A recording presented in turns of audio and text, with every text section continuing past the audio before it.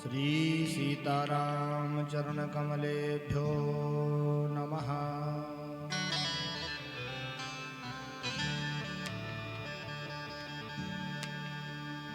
वक्रतुंड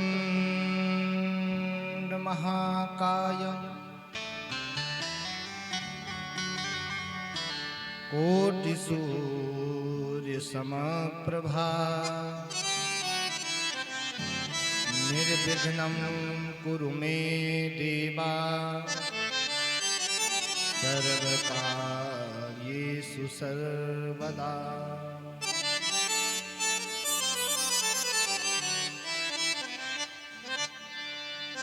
या देवी सर्वभूतेषु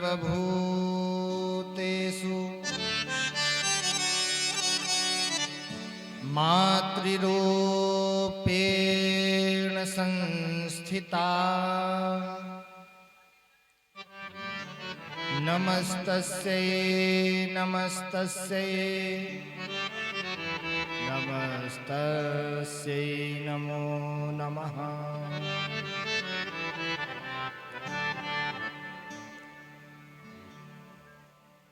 रामाय रामभद्राय रामचंद्राय वेदसे रघुनाथाय नाथाय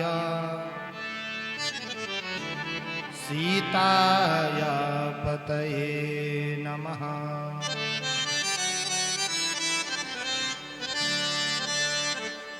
ध्येयं सदा परिभवग्नमभीष्टदोहम् तीर्थास्पदं शिवविरिञ्चनुतं शरण्यं वृत्यार्तिहं प्रणतपालभवाब्धिपौतं वन्दे महापुरुष ते शरणं प्रपद्ये।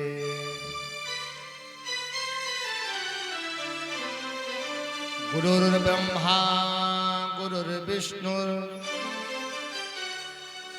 गुरुर्देव महेश्वरः गुरुः साक्षात् परब्रह्मा तस्मै श्री गुरुवे नमः।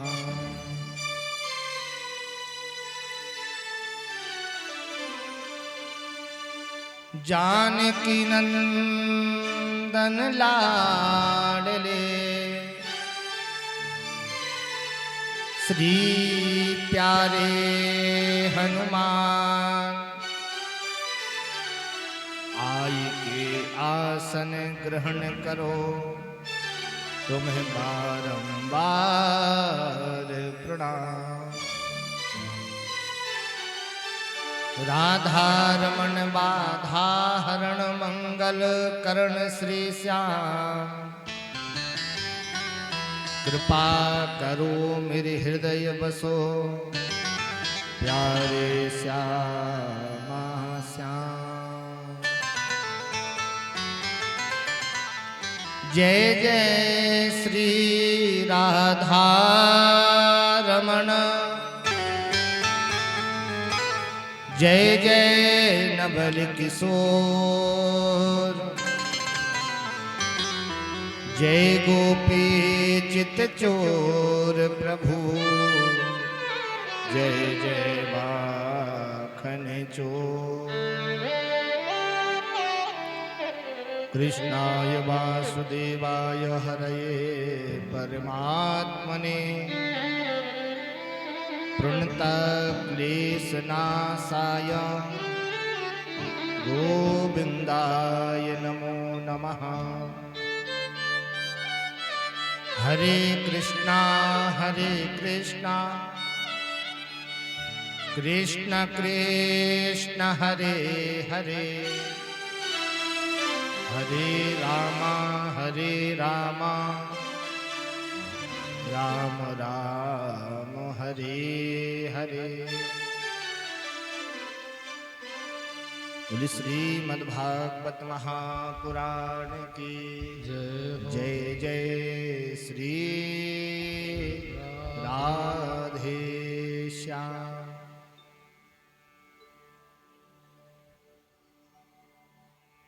आइए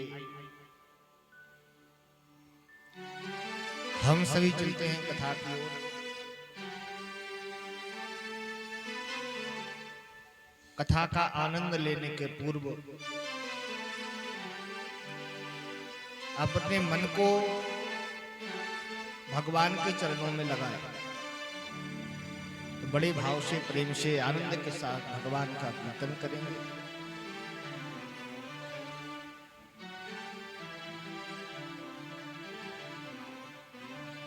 जय राधे राधे राधे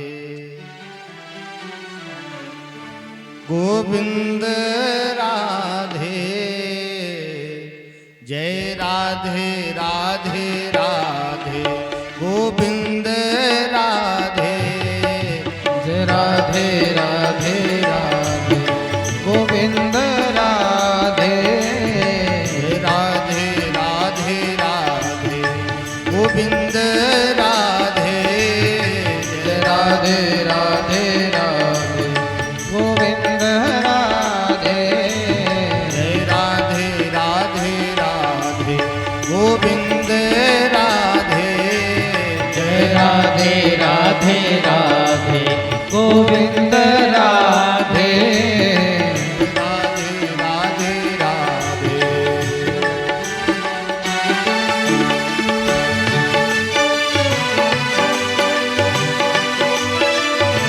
प्रेम से ताली की सेवा करते हुए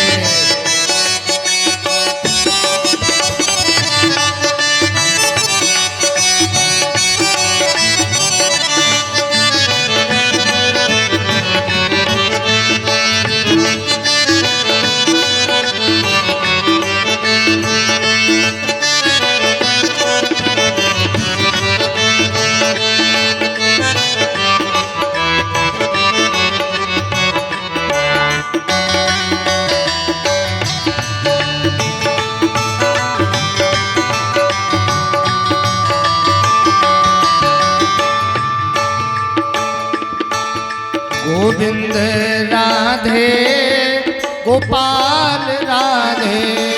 गोविंद राधे गोपाल राधे। गोविंद राधे गोपाल राधे। गोविंद राधे गोपाल राधे। जय राधे राधे राधे गोविंद राधे। जय राधे राधे राधे गोविंद राधे।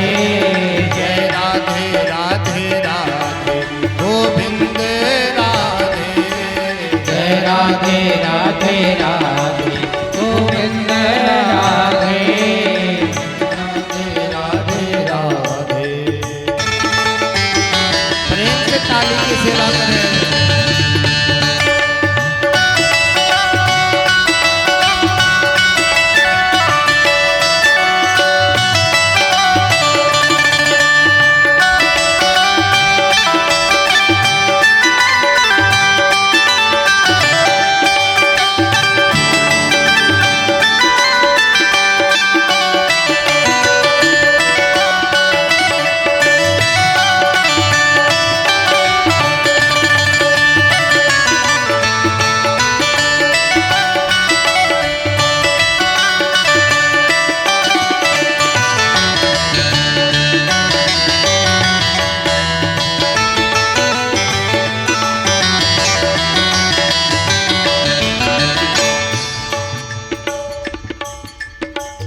राधे तू बड़ भागने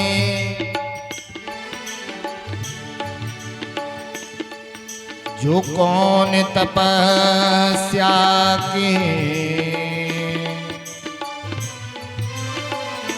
तीन लोक तारण तरण सो तेरे आधे राधे राधे राधे गोविंद राधे। जय राधे राधे राधे गोविंद राधे। जय राधे राधे राधे गोविंद राधे। जय राधे राधे राधे गोविंद राधे।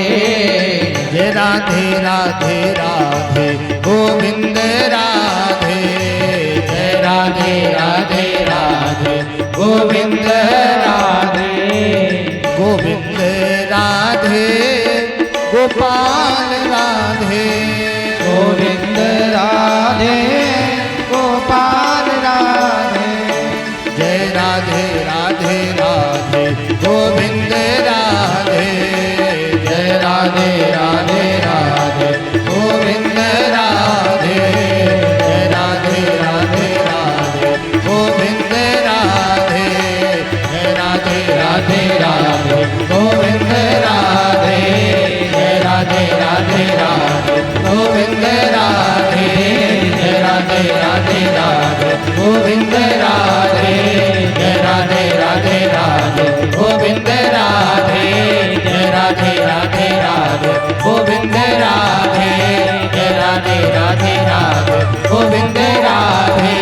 जय राधे राधे राधे गोविंद राधे। जय राधे राधे राधे गोविंद राधे। जय राधे राधे राधे गोविंद राधे।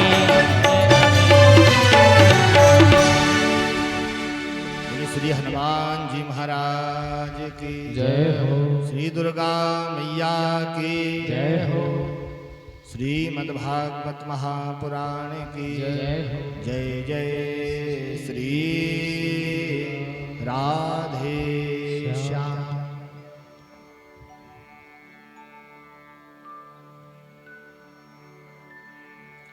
परम पवित्र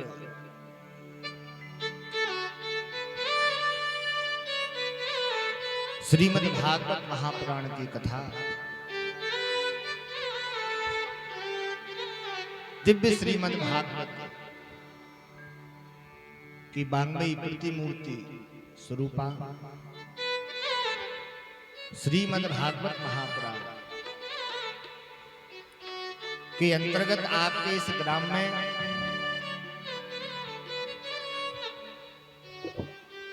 बरिया वाले हनुमान जी महाराज के मंदिर पर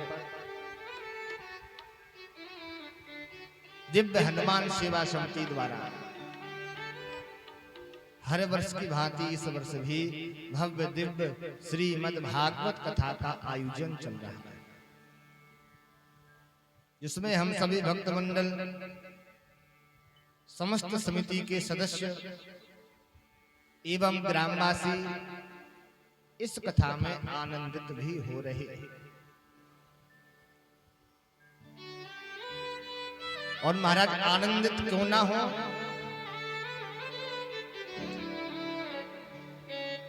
श्रीमद् भागवत की कथा जो है देने को तो बहुत कुछ देती है,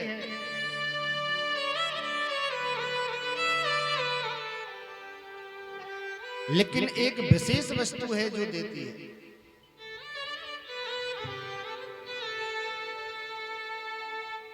श्रीमद् भागवत को भी कहा है कि श्रीमद् भागवत की जो कथा है साक्षात कल्प वृक्ष के समान है।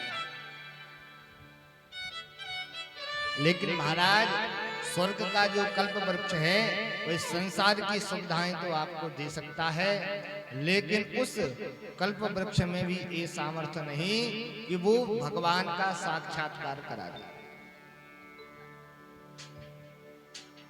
दुनिया का कुछ भी आप मांग सकते हैं, लेकिन यदि आप उससे मांगो कि मुझको भगवान श्री हरि का दर्शन करा दो तो महाराज ये संभव नहीं है।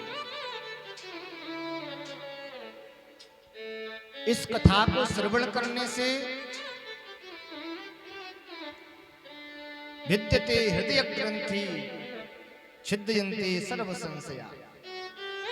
मनुष्य के हृदय की जो भी ग्रंथि हैं सभी दूर हो जाती है, सभी शंकाओं का समाधान हो जाता है। आप सभी को एक बात बताएं ऐसी कोई सी कथा नहीं है जो श्रीमद् भागवत में ना हो। ऐसी कोई सी बात नहीं है जो श्रीमद् भागवत से वंचित रह जाए, जो आपको किसी पुराण में नहीं मिलेगा, जो आपको किसी शास्त्र में नहीं मिलेगा,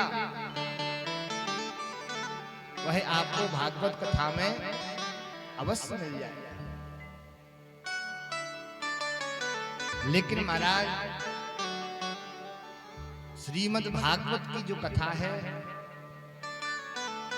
ये तो देवताओं के लिए भी दुर्लभ है। अमृत का कलश लेकर के आए, बदले में कथा सुनाने के लिए कहा, लेकिन सुखदेव बाबा ने उनको डांट करके भगा दिया। अभक्तां स्तां शविज्ञाय न ददौ सकथामृतम् श्रीमद्भागवती वार्ता सुराणामपि दुर्लभा। महाराज, देवी देवता भी शिकायत करते हैं, और जब मानवों को इस कथा को सुनते हुए देखते हैं तो देवता भी जलते हैं। वाह, देखो ये मानव कितने धन्य हैं कि भगवान की कथा सुनने का इनको सौभाग्य प्राप्त हुआ। स्वर्ग में कथा नहीं होती, स्वर्ग में कीर्तन नहीं होता, ना ही स्वर्ग में कोई उत्सव मनाए जाते हैं। तभी तो देवी देवता अवतार लेने के लिए तरसते हैं कि हमारा भी जन्म इस धराधाम पर हो जाए। भागवत की कथा तो आनंद प्रदान करती है।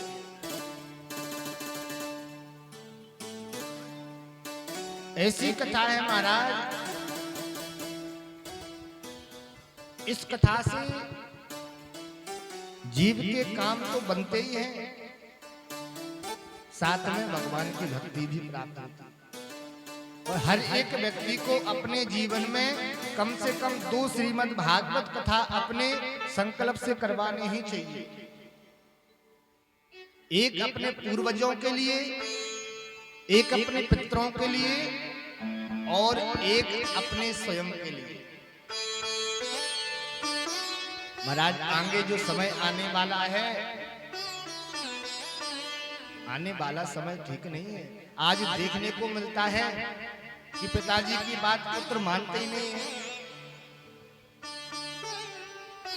अरे जीते जी तो पिताजी से दंगा करता है, झगड़ा करता है, मरने के बाद आपको विश्वास है कि आपके लिए वो जल भी देगा? जिंदा में तो 1 गिलास पानी तो पिलाता नहीं, मरने के बाद क्या जल देगा? कोई भरोसा नहीं, इसकी कोई गारंटी नहीं महाराज। इसका समाधान हमको ही करना पड़ेगा।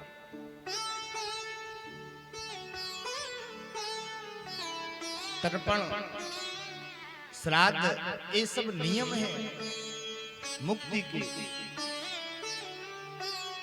और महाराज, ब्राह्मणों के लिए तो प्रतिदिन तर्पण करने का विधान बताया है,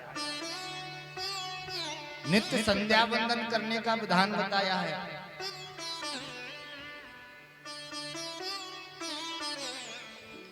भागवत में ही लिखा है महाराज, मानव को अपना कल्याण करना है तो स्वयं ही कर सकता है। सबसे ज्यादा मान होता है व्यक्ति को तो अपने ऊपर ही होता है।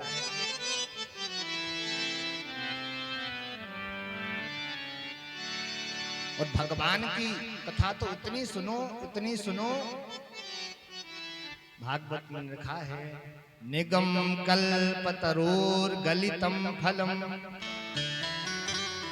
सुख मुखात अमृत द्रव संयुतम पिबत भागवतम रसमालयम मुहुरहो रसिका भुवि भावुका। किसी ने कहा, महाराज श्रीमद् भागवत की कथा हम कब तक सुने? 20 साल से तो सुनते ही आ रहे हैं, इस कथा को कब तक सुने? का महाराज इस कथा को आप तब तक सुनो जब तक कि आपका मन ऐसा द्रवित ना हो जाए, आपके हृदय में बिहारी जी ऐसे बैठ जाएं कि आपको बिहारी जी के अलावा और कोई संसार में नजर ही ना आए। क्योंकि ये कथा इतनी मीठी है, इतनी मधुर है कि कोई भी आकर के इसका पान करे, इस कथा से आनंद ही प्राप्त होगा। किसी ने कहा महाराज ये मीठी है, इस बात की क्या गारंटी है?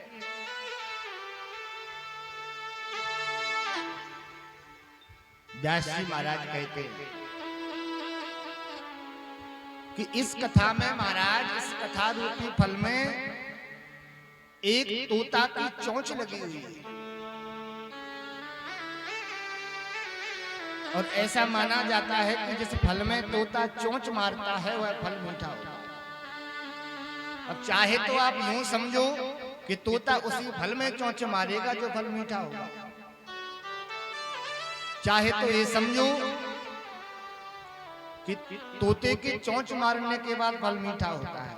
वो कुछ भी हो सकता है, लेकिन इस बात की गारंटी है फल मीठा ही होगा। इस कथा में भी साक्षात पारखी तोते की चोंच लगी हुई है। ऐसे श्री सुखदेव जी महाराज ने इस ग्रंथ को गाया।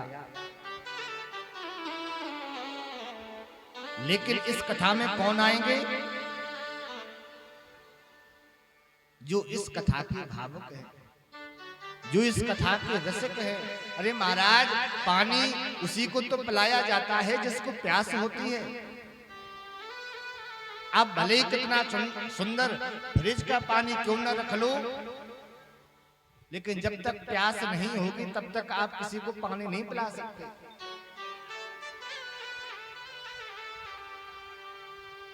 इसी प्रकार से कथा है।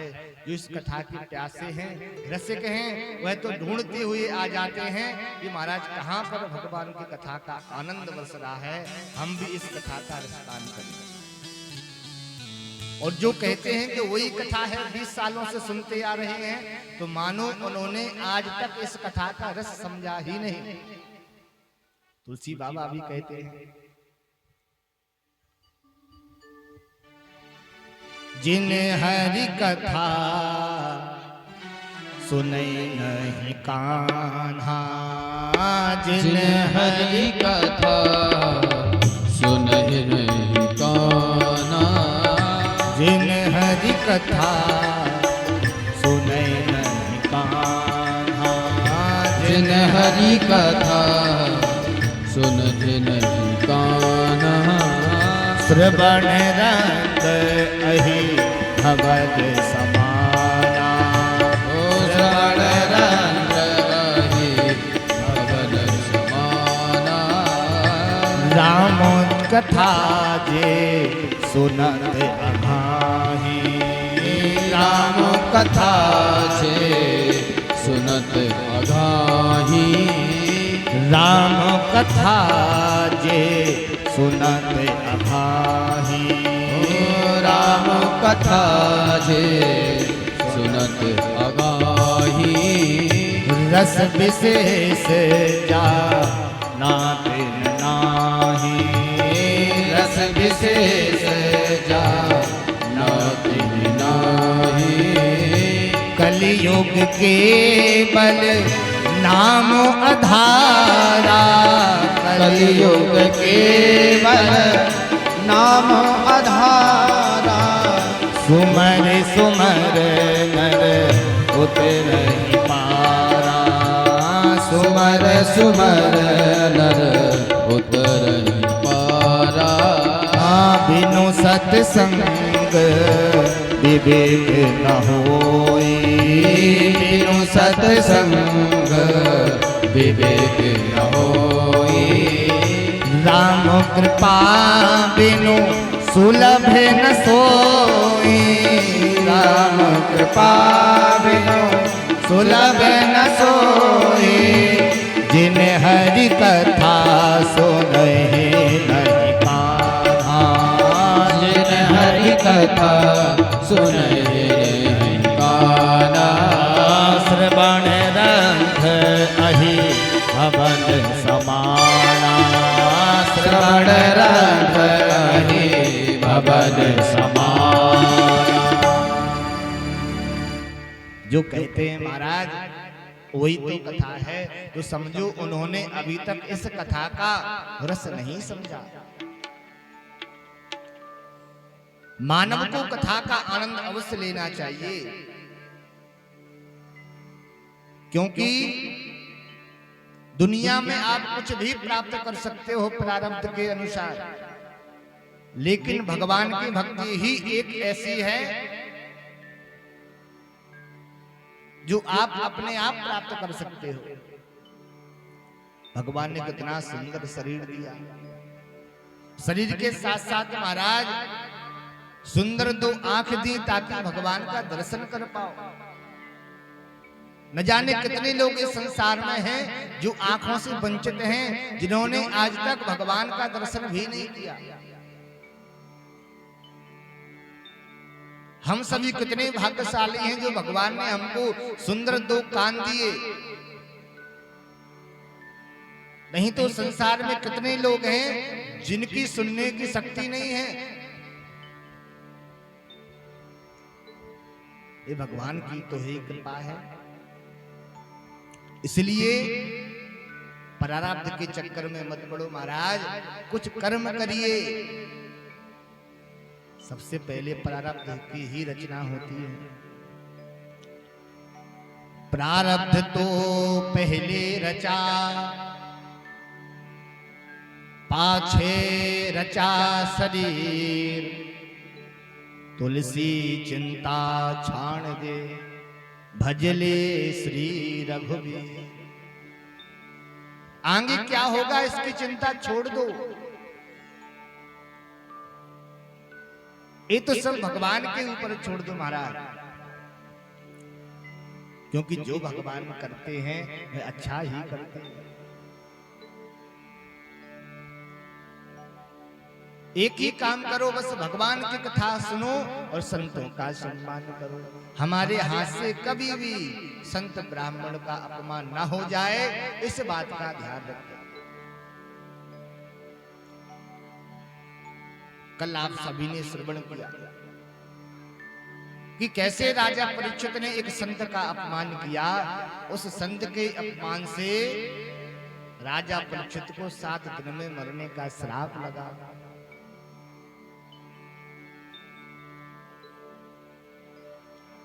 गंगा के तट पर समस्त ऋषि विद्यमान हैं और एक ही बात पूछते हैं, महाराज 7 दिन में मरने वाले जीव की मुक्ति कैसे होगी? श्री सुखदेव जी महाराज ने भी उत्तर दिया। पहला श्लोक है श्री सुखदेव जी महाराज के मुखारविंद से, और पहला अक्षर ही वा अक्षर से प्रारंभ किया। वा अर्थात वैराग्य। बरियाने सते प्रश्ना। बा अक्षर से क्यों किया? अरे महाराज, जो व्यक्ति ने दिन में भोजन किया होगा उसी की तो टकार आएगी।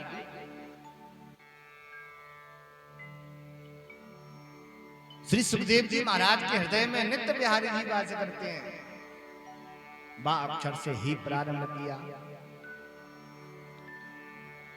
कहा कि महाराज क्या श्रवण करने योग्य है और क्या दर्शन करने योग्य है, ये बताएं। श्री सुखदेव जी कहते हैं आपने बहुत अच्छी बात पूछी, क्योंकि आपका जो प्रश्न है ये लोक कल्याण के लिए कल्याणकारी है। और आप चिंता न करें, आपके पास तो 7 दिन है। राजा खटवांग थे, इनके पास तो मात्र 2.5 घटी का समय था। उस 2.5 घटी में भी उनकी मुक्ति हो गई।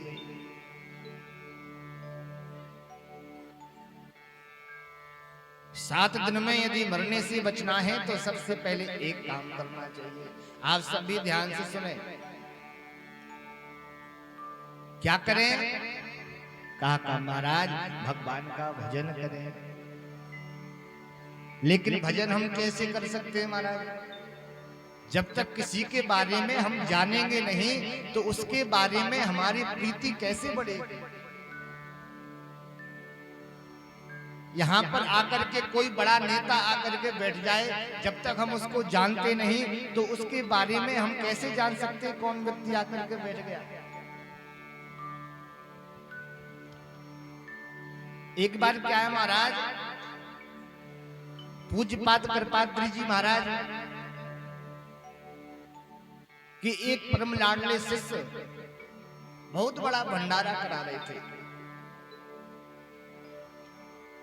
उस भंडारे में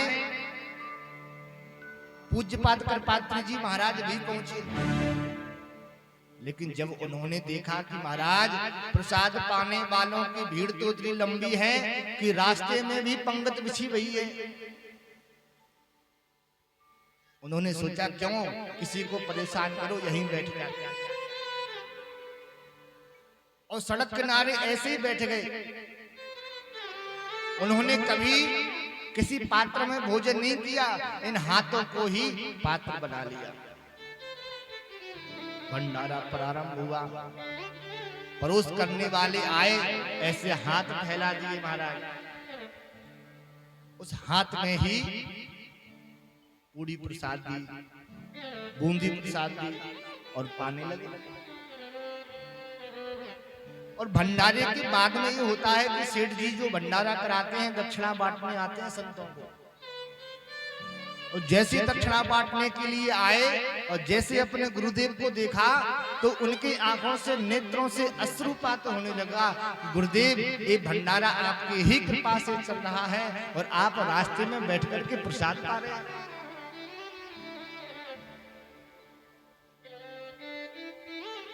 उन्होंने कहा ये तो हमारे गुरुजी हैं। बाद में उनको वहां से खड़ा करके लाए, आसन पर बिछाया और उनको बिठाया, और जो भंडारा परोसने वाले थे वो तो परोसते गए क्योंकि वह उनके बारे में जानते नहीं। श्री सुखदेव बाबा कहते हैं, जाने बिन न हो ये प्रतीति, बिन प्रतीति हो ये नहीं प्रीति। कथा क्यों सुनते हैं? ताकि हम भगवान के बारे में जान सकें और जानने के पश्चात हम भगवान का कीर्तन कर सकें। राजा परीक्षित का एक प्रश्न है, महाराज हम भजन करना तो चाहते हैं लेकिन भजन में मन तो लगता ही नहीं। यही समस्या केवल परीक्षित जी महाराज की नहीं है, हर एक व्यक्ति की यही समस्या है महाराज। जैसे ही माला पकड़ के बैठते हैं तो धंधा पानी दुकान याद आता है। अच्छा ये बताओ, इतने लोग बैठे हैं, माला में मन किस किस का लगता है करने? मुझे लगता है किसी का नहीं लगता होगा। हाँ भाई, कथा में तो जबरदस्ती बैठे हैं वो बात अलग है।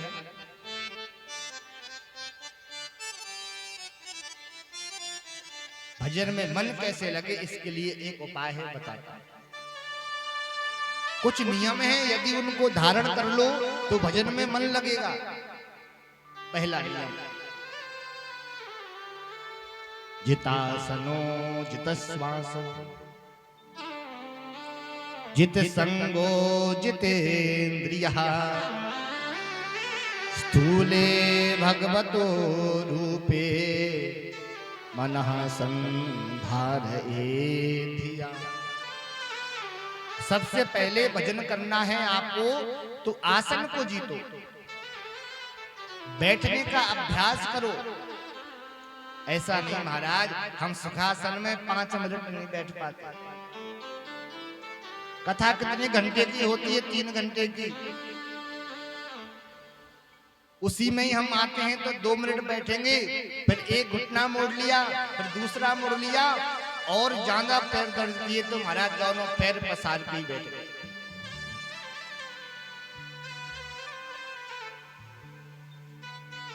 तो भजन करना है, सबसे पहला नियम है आसन को जीते। कैसे जीते?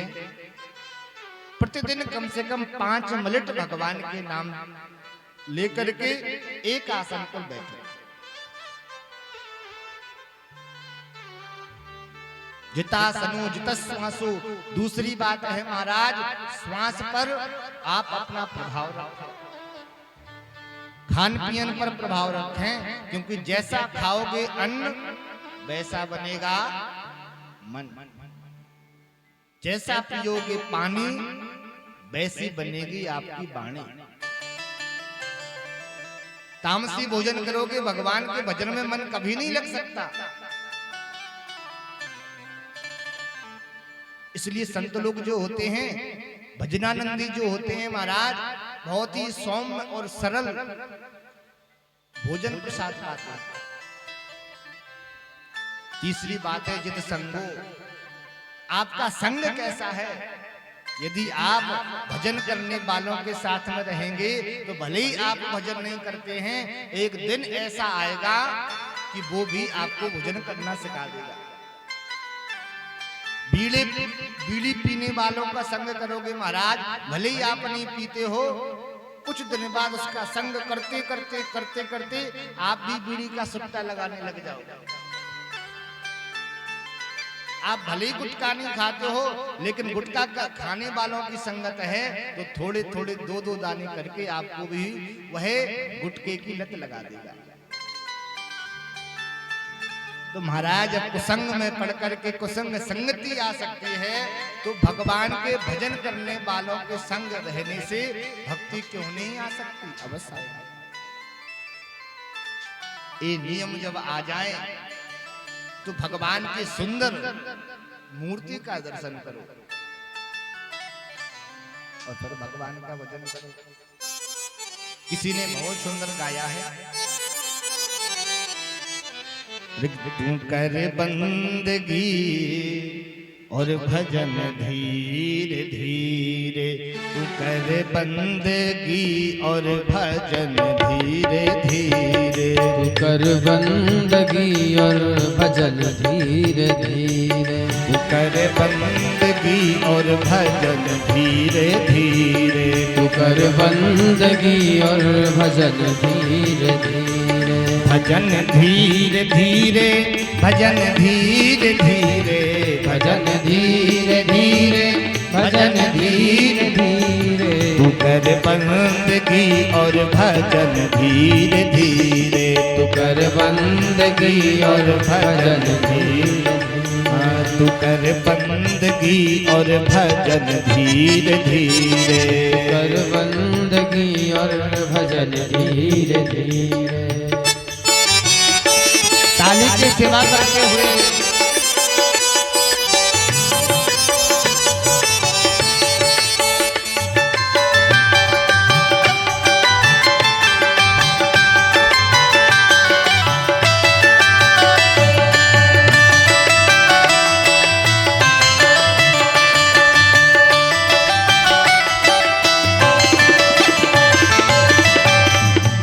कैसे भजन होगा। दमन इंद्रियों का तू करता चला जा, दमन इंद्रियों का तू करता चला जा, दमन इंद्रियों का तू करता चला जा, दमन इंद्रियों का तू करता चला जा। जो आपकी इंद्रियां हैं इनको थोड़ा आप अपने बस में रखो। जिह्वा का काम है स्वादिष्ट भोजन करना, खाना है तो सुंदर भगवान का प्रसाद पाओ, देखना है तो भगवान की सुंदर मूर्ति का दर्शन करो, सुनना है तो भगवान की कथा सुनो, घूमने जाने की इच्छा है तो महाराज भगवान के दर्शन करने के लिए जाओ। ये सब करोगे तो आपका मन फिर अपने बस में आ जाएगा।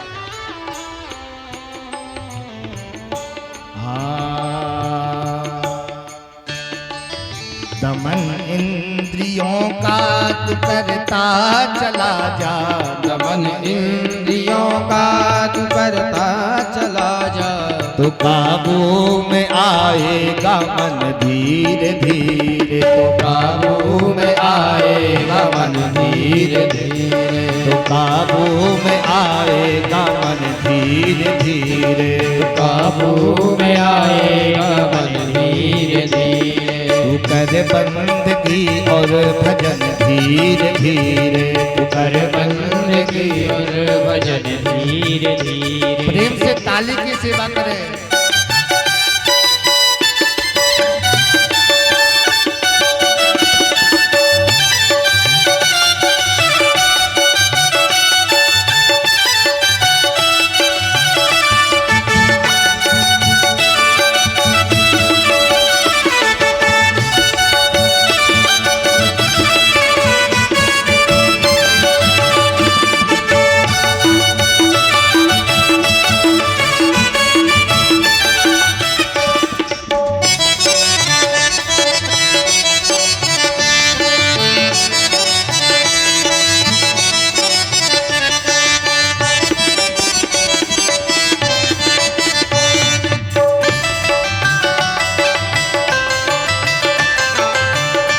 इसके साथ साथ और क्या करें?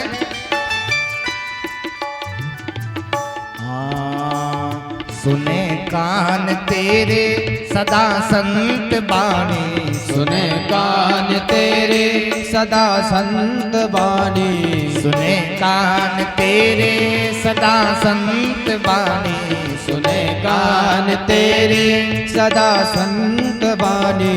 तू कर भागवत का मगन धीरे धीरे, तू कर भागवत का मगन धीरे धीरे।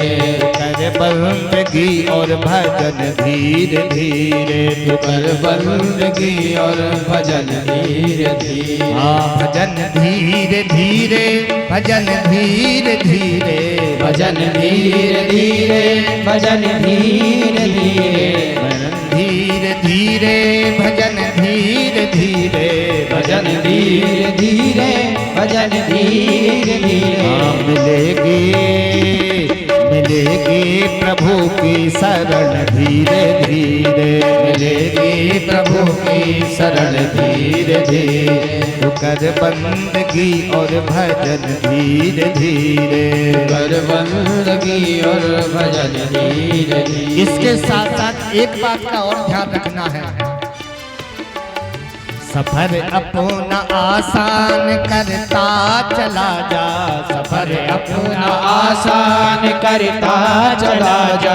सफर अपना आसान करता चला जा, सफर अपना आसान करता चला जा।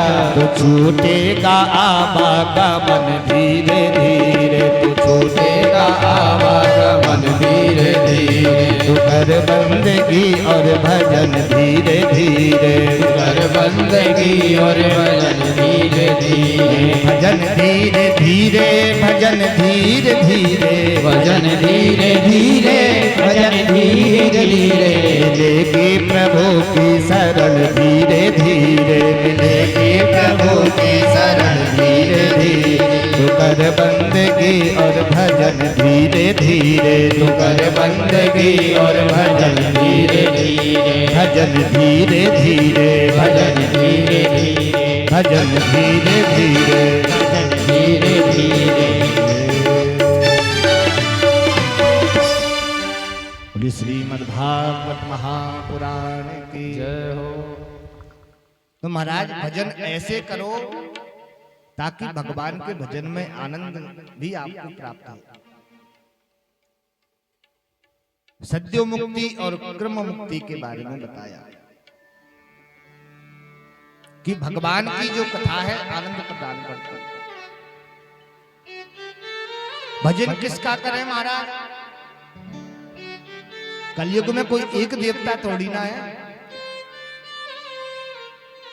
कोई भोले बाबा को अपना इष्ट मानता है, कोई हनुमान जी महाराज को मानता है, कोई दुर्गा मैया को मानता है, कोई हमारे गोपाल को मानता है। तो भागवत में बताया है कि किस देवता की उपासना करने से कौन से फल की प्राप्ति होती है। जो चाहते हैं महाराज कि हमारी तिजोरी में धन बनी रहे, हम खूब धनवान व्यक्ति बने, ऐसे व्यक्तियों को माता लक्ष्मी की उपासना करनी चाहिए। जो चाहते हैं महाराज कि हमारा सुंदर शरीर प्राप्त हो, ऐसे जीवों को कामदेव भगवान की उपासना करनी चाहिए। और जो चाहते हैं महाराज कि हमको खूब विद्या प्राप्त हो, स्कूल में अच्छे नंबर आए, ऐसे व्यक्तियों को भोले बाबा की उपासना करनी चाहिए। क्योंकि विद्या ददातुम तु गिरिशम, भोले बाबा ही विद्या के देवता हैं। और जो चाहते हैं कि हम पति पत्नी में कभी झगड़ा ना हो, आजकल बहुत समस्या आ रही महाराज, घर में दोनों टाइम झगड़ा होता ही रहता है। जिसके घर में आपस में दोनों दंपति में झगड़ा होता हो, ऐसे भक्तों को माता पार्वती और भोले बाबा की एक साथ में पूजा करनी चाहिए। जो पद चाहते हैं, ऐसे लोगों को विश्व देव की उपासना करनी चाहिए। अंत में कह दिया, जिसको कुछ नहीं चाहिए अर्थात सब कुछ चाहिए, ऐसे भक्तों को भगवान नारायण की उपासना करना चाहिए। अकामा सर्व कामोबा मोक्ष काम रुदारधि तीव्रेण भक्ति योगेना यजेत